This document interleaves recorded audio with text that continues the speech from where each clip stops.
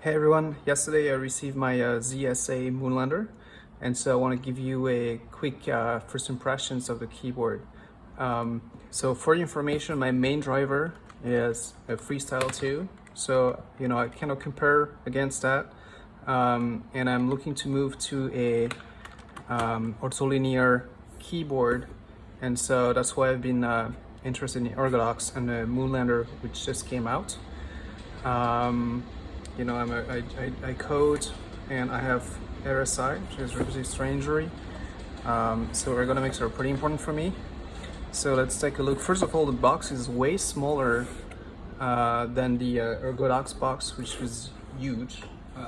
Just to give you a comparison, and that doesn't even include the box for the palm rest, which is half the size of that box. So big progress here for the environment and shipping cost. It comes in a neoprene carry case, which is nice because it's kind of compact. It's all folded. It's a nice case. If anything, I would say the material, I feel like neoprene is kind of outdated for electronic. It would be kind of nicer to have some more nylon-like material. This is the roost, the carry case for the roost. So maybe they could have some kind of outer material, and the inside is softer material. So let's see. I already opened this side to take out yesterday. Actually, the other side. So this is the main cable, USB-C. On both sides comes a USB adapter. This is the right side. Comes with some extra key. I believe the FJ and I key without, I guess those are without the homing knobs. And the left side, which I already checked out, and this is the master side. So this keyboard is designed with a master where they moved with ergodox. It was the right side, and this one is the left side. So it would be nice to have a setup for a split keyboard where one side is where they're both kind of equal, so you only have kind of a Y cable and you can use either side. But the left side is definitely better for that side to be a master, because at least for right-handed people who want to do gaming or things like that. Okay, let's take a quick look. Okay, so first of all, tenting, right? So it's boxed like this if you're using it flat. If you want to tent it, just turn that, and you have to use the thumb cursor as a leg. Talking of the thumb cursor, it's nice that it's smaller in ergodox. Ergodox was a bit hard to reach. It's like a small improvement. It's not dramatic. Here's the thing: it's a bit further out because they need space for the mechanical mounts, and so the skis. It's actually the angle. I have the ergodox here. Actually, I have the other side. You can see the angle is a bit more pronounced. I don't think it's that a good thing because look at your thumb. It's kind of parallel to your other fingers, so that's kind of a neutral position, pretty parallel. So, but it's kind of overcame by the tilting, so it's kind of the saving grace of the keyboard. The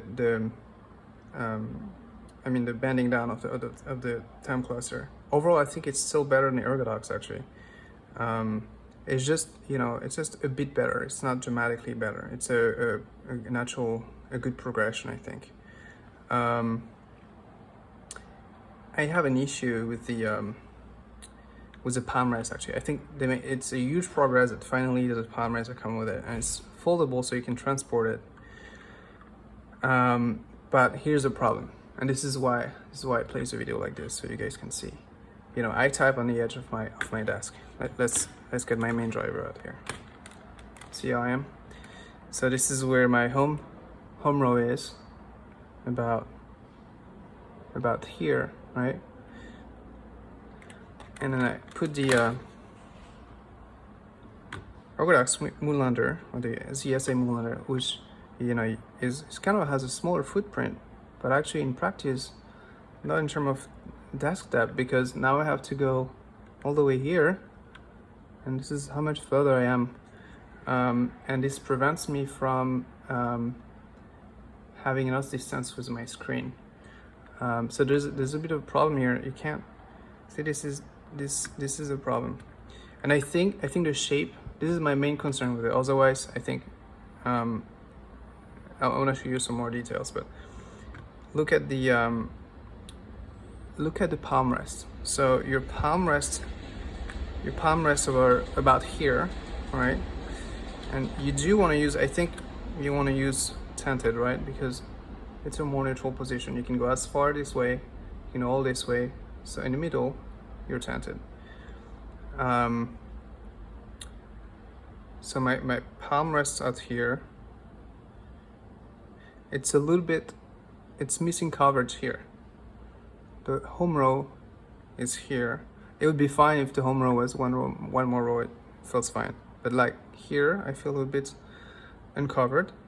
And at the same time, because this is lower, I feel like this is slightly getting into the way.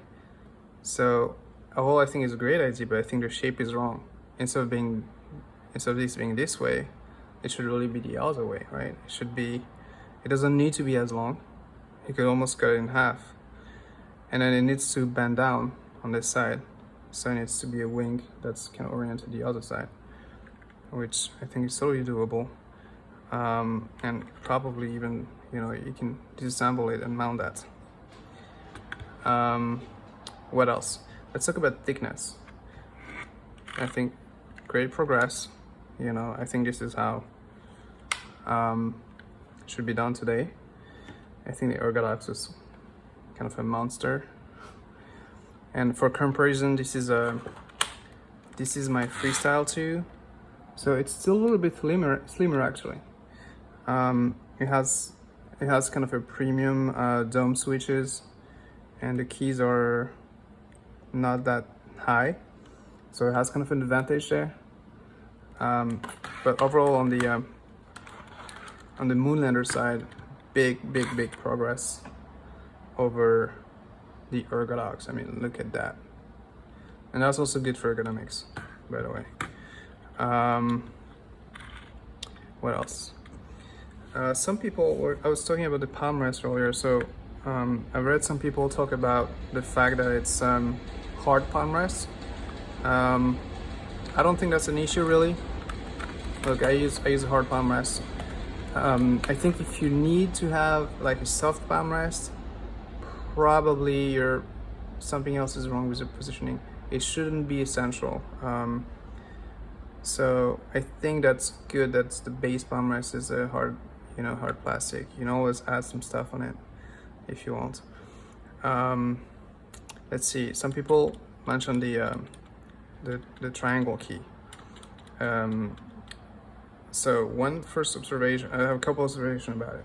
First of all, it's red. It looks pink on the website, but I'm glad it's actually red. Second of all, it's mounted on a stabilizer. Interesting. I didn't think that it would need a stabilizer. So that's the only key that has a stabilizer on the keyboard. What else? For key swapping, I'm not too worried about keycaps, I guess. I mean, I assume ZSA made molds for this key, so they'll probably sell a couple colors so you can match with some key sets, I'm pretty sure. Otherwise, what else? There's some mounting screws. Look at that. I think those are M3. Let's see how far apart they are. They are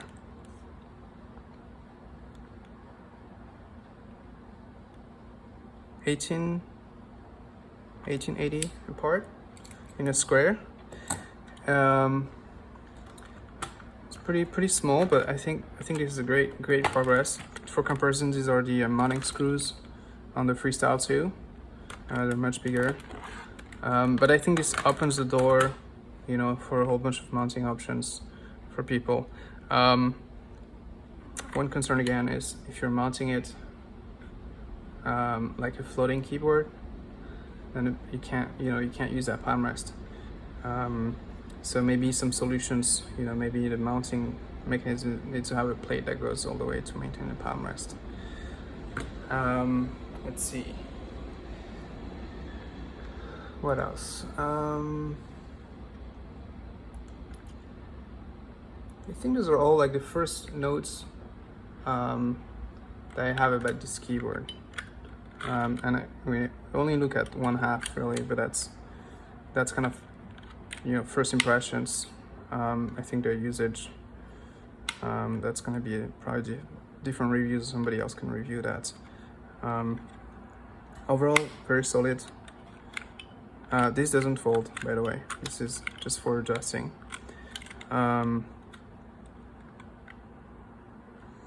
Yeah, I like it. Enjoy, guys.